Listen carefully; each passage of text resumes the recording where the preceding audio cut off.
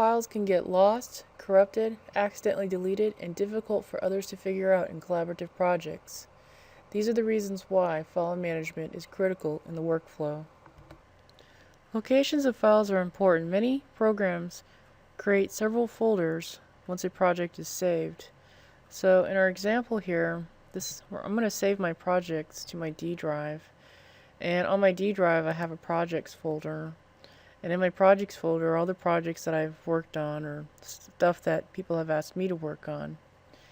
And I have an example project folder here in my projects directory. And we're going to take a look at the Max folder. So when I go to create a new Max document and I point it to where I want it to save it or where I want my Max project to exist at, it creates a lot of these little folders and files in here. And if we don't have an organized file management system, we could get a lot of these files mixed up with other programs. It can get really, really confusing. And if you have others that you need to work with on a project, it's going to be difficult to hand this project over to someone else because you have these little files and folders, or if somebody hands you the project, you have no idea what's going on because everything is kind of mixed up. So by having a strong file management system, so in this example we have a GIS directory, a Max directory, and a View directory, we try to keep things separate. So in our View directory we have 3 scene folders. So in this example we're going to say that the person is going to create 3 separate scenes for 3 kind of scenarios. And in scene 1 we have several folders existing in there. We have a 0-1 terrain, models, materials, plants, renders, and a workspace. And if you put numbers in front of your file name, such as this here, 1, 2, 3, 4, it will keep this order instead of listing it alphabetically if you are very particular and want things to stay in a certain order. So throughout these video tutorials, I'm going to be following this file management system where I have a projects directory on my D drive or somewhere on my drive, and within my projects directory I have the name of the project, and within the name of the project folder I have several directories depending upon the program that I'm working out of. The other thing I want to talk about is file versioning, and file versioning is very important, especially if you want to make sure that you can backtrack. So for example, if I go back to my metal lawn scenario here and I go to file and I go to save as, if you notice here I have several files in there, and then the name of the file starts with the year dash and then the month and then dash the day. So these are recent files or view scenes that I've worked with. And then the middle part of the file name is usually what the project is, and then the last part is a description.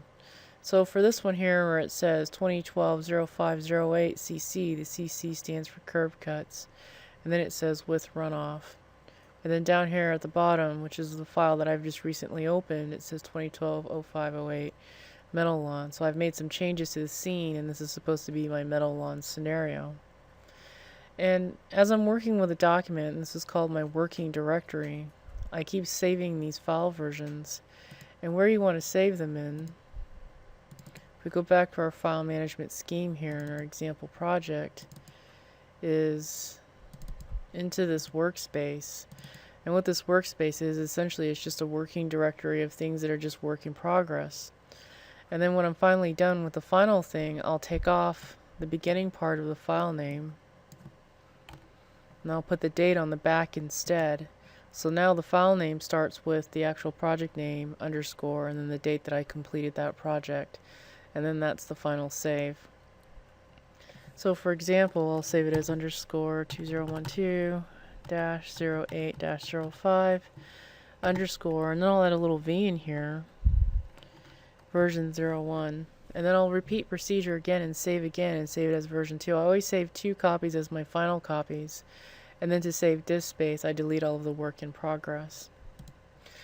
Another reason why you would want to keep all of your work in progresses, so if I go back to File to Save As, say you get to working along and you experiment with some new technique and you get to the end, you render it out, and you decide, you know what, that's not exactly what I expected it to be. It's not coming out the way that I wanted it to be.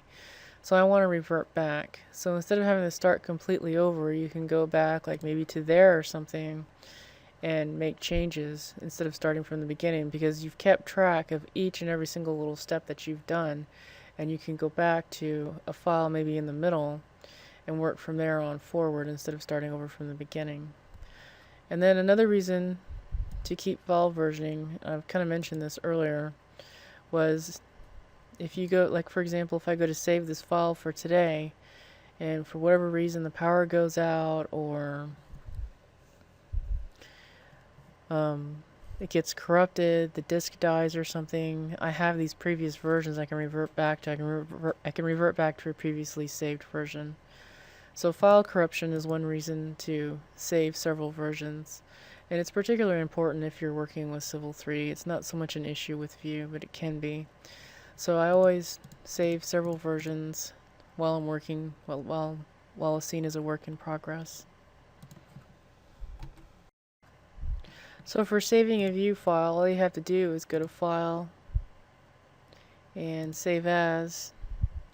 You specify the name, so we'll save it into our file management system here. It's for the purposes of this demonstration. Save it in my workspace. I'm going to name it after today's date. And it's Metal Lawns.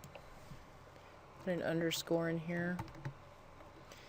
And we'll just say demo. Call it save demo, because that's what we're demonstrating, is how to save. And down here, notice we have several options. We have incorporate texture maps, and we definitely want that checked in. And compress file, and compress file will make the file slightly smaller. Anytime you compress something, it's going to take longer to open, and it's going to take longer to save and close out. But the file size is much smaller. Every time you save it uncompressed, the file size is going to be much bigger, but it's going to open faster, and it's going to close faster.